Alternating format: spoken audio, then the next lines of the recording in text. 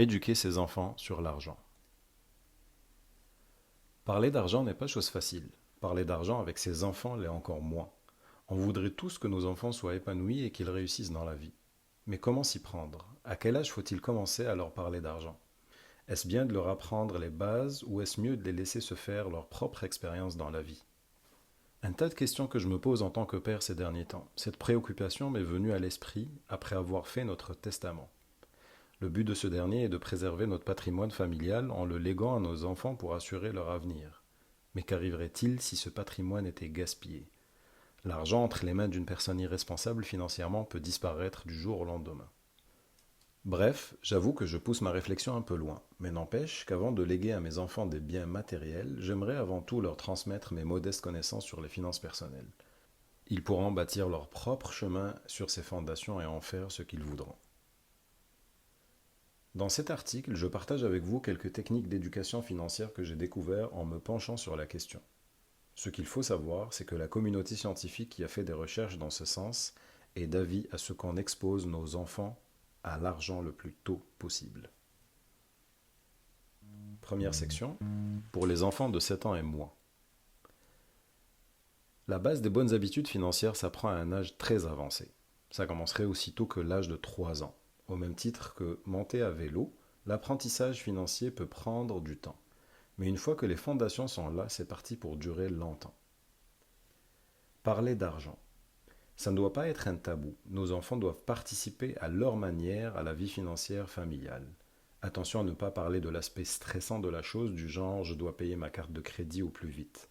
Un enfant de moins de 7 ans percevrait ce message comme un stress ingérable.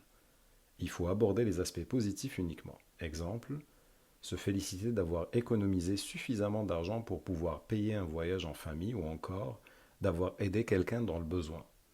D'après le livre Raising Financially Fit Kids de Jolene Godfrey, quand on parle d'argent aux enfants, il faudrait mettre de l'avant des mots comme épargner, donner et partager.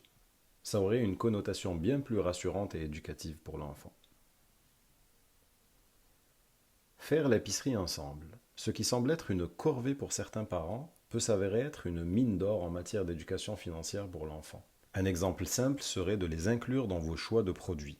Le fait de dire waouh, les pommes sont en spécial à 1 dollar la livre va les pousser non seulement à reconnaître l'opportunité, mais le prix aussi.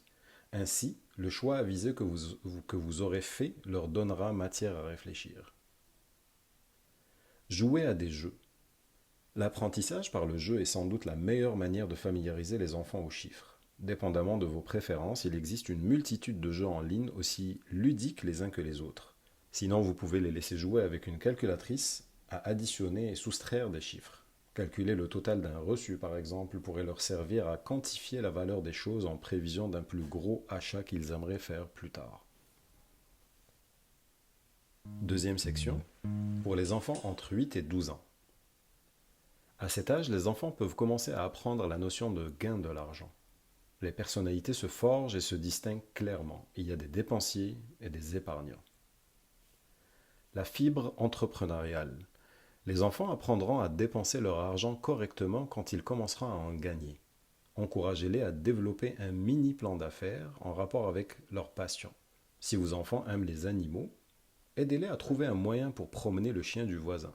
Cet exercice pourrait les pousser à faire une recherche des prix associés à une telle prestation, à développer un plan pour proposer une offre attractive, par exemple. Dépenser judicieusement. C'est bien beau de gagner de l'argent, mais ils doivent apprendre à faire des choix de dépenses avisés. Pour cela, discuter avec eux de leur choix d'achat, mais jamais en le critiquant. Il faut toujours rester positif en renforçant leurs bons choix plutôt que de critiquer les mauvais. La notion de partage et générosité. En grandissant, les enfants deviennent ce qu'ils voient. Personnellement, je veux que mes enfants aident leur entourage dans le futur et contribuent à la vie communautaire. C'est important pour moi.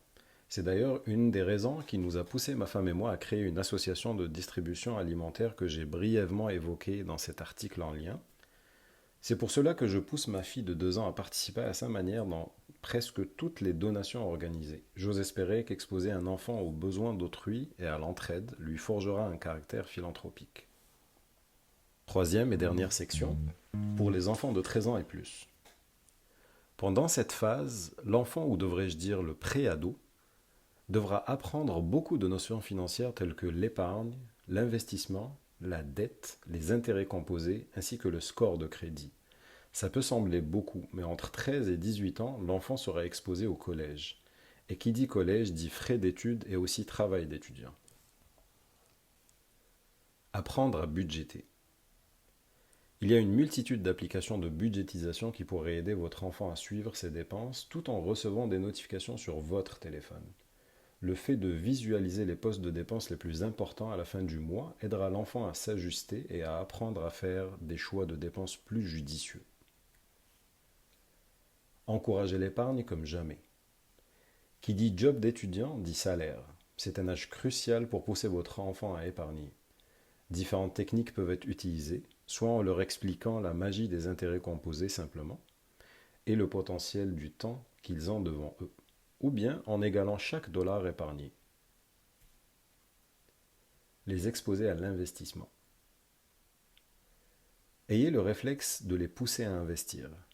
Exposez-les au marché boursier, aux calculatrices des intérêts composés. Quand l'enfant comprendra que le temps qu'il a devant lui permettra d'accroître ses investissements sans limite, il associera systématiquement l'épargne à l'investissement. Il voudra naturellement épargner pour investir.